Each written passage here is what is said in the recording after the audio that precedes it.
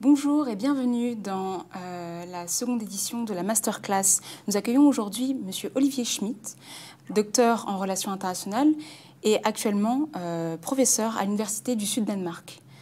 Monsieur Schmitt, pouvez-vous revenir sur votre parcours professionnel et académique qui vous ont amené jusqu'à l'Université du Sud-Danemark ?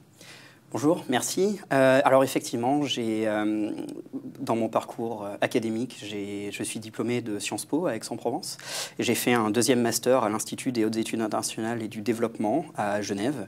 Et j'ai continué avec un doctorat en relations internationales au département des War Studies du King's College à Londres, que j'ai poursuivi avec un post-doctorat à l'Université de Montréal avant d'arriver au Danemark. Et en parallèle, j'ai eu plusieurs expériences professionnelles, notamment au ministère de la Défense ou à l'OTAN et dans différents think tanks à Londres ou à Genève. Très bien. Pour donc démarrer cette interview, une question. La Russie est probablement consciente des effets pervers d'un dilemme de sécurité, mais comment expliquez-vous particulièrement ces réticences à se conformer au traité sur la maîtrise des armements conventionnels ? Je pense qu'il faut placer cette question dans le cadre plus large des objectifs politiques de la Russie actuelle, qui considère, à tort ou à raison, qu'elle est dans une situation d'insécurité posée par l'Occident, notamment à cause de l'expansion de l'OTAN. Et ce que Moscou considère comme étant un ensemble de violations par l'Occident de l'esprit, voire de la lettre, des traités qui ont été signés après la fin de la guerre froide. Donc il faut prendre en compte cette dimension que pour la Russie, c'est l'Occident qui est fautif. La deuxième dimension qu'il faut prendre en compte, c'est une dimension peut-être un peu plus normative en quelque sorte, est le fait que la Russie tend à vouloir être considérée comme une grande puissance et éventuellement comme l'égale des États-Unis, et donc cherche à se comporter comme telle et à être respectée comme telle.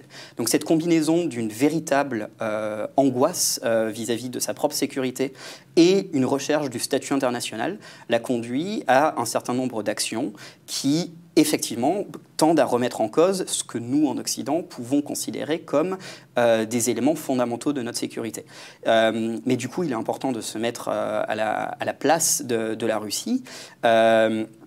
sans forcément lui donner raison, mais en même temps pour comprendre que sa trajectoire de politique étrangère s'inscrit dans cette double recherche à la fois de la sécurité et du statut. Et c'est cette double recherche de la sécurité et du statut qui peut conduire à des actions comme l'effritement des accords de maîtrise des armements actuels, puisque Moscou peut considérer que les accords actuels sont biaisés contre la Russie, et donc, étant biaisés contre la Russie, sont légitimes à être remis en cause. Vous parlez souvent en fait de l'opposition entre la Russie et les pays de l'OTAN, et notamment des États-Unis.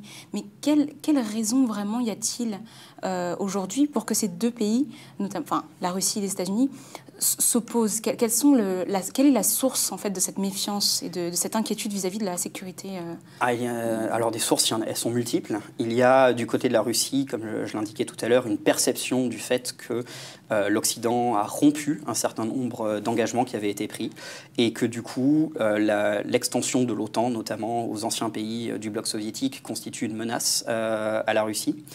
La Russie considère que la stratégie militaire de l'OTAN est ce qu'elle pense être du chaos contrôlé, c'est-à-dire générer des révolutions quelque part, qui sont en fait pas vraiment des révolutions, mais sont animées en sous-main par les pays occidentaux. C'est ce que la Russie pense avoir vu en Ukraine, pense avoir vu en Géorgie, pense avoir vu en Libye, c'est-à-dire des révolutions qui ne sont pas réellement populaires, mais qui sont en fait incitées par les Occidentaux, et le régime est inquiet que les Occidentaux, dans sa perception, fassent la même chose à Moscou.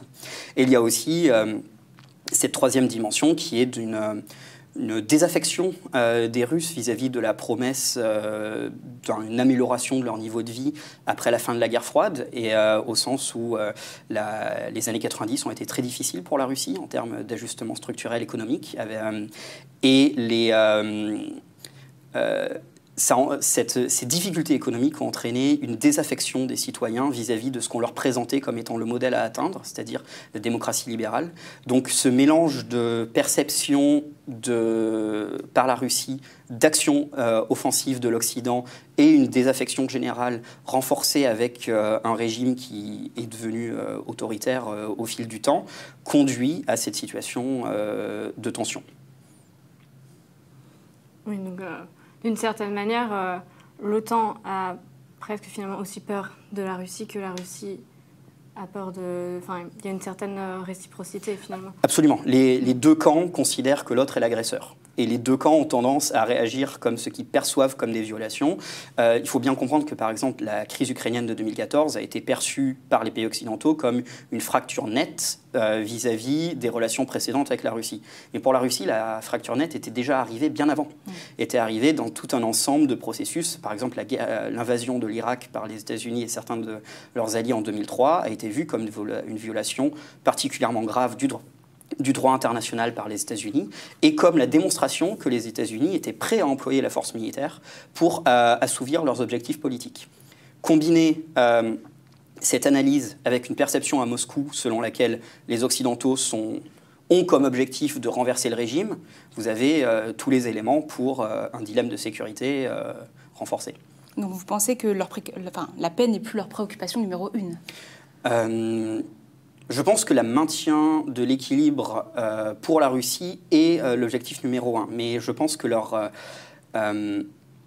si vous voulez, c'est toujours pareil. La paix peut être définie de manière positive ou négative. Elle peut être définie de manière positive comme l'amélioration structurelle des relations, ou elle peut être définie de manière négative comme l'empêchement du déclenchement d'une guerre. Et je pense que l'objectif des deux côtés aujourd'hui est clairement du versant de la paix négative, c'est-à-dire gérer la relation le moins mal possible pour éviter une escalade qui conduirait à une guerre dont en fait personne ne veut, ni les Russes ni les Occidentaux. Très bien. Je pense que vous avez répondu dans la globalité à toutes les questions qu'on avait prévu de vous poser. Il me reste du coup à vous remercier très profondément d'avoir fait le voyage jusqu'ici. Merci à vous. De vous souhaiter un bon retour et une très bonne continuation dans vos travaux et Merci dans votre beaucoup. travail. Merci beaucoup. Bonne fin de journée.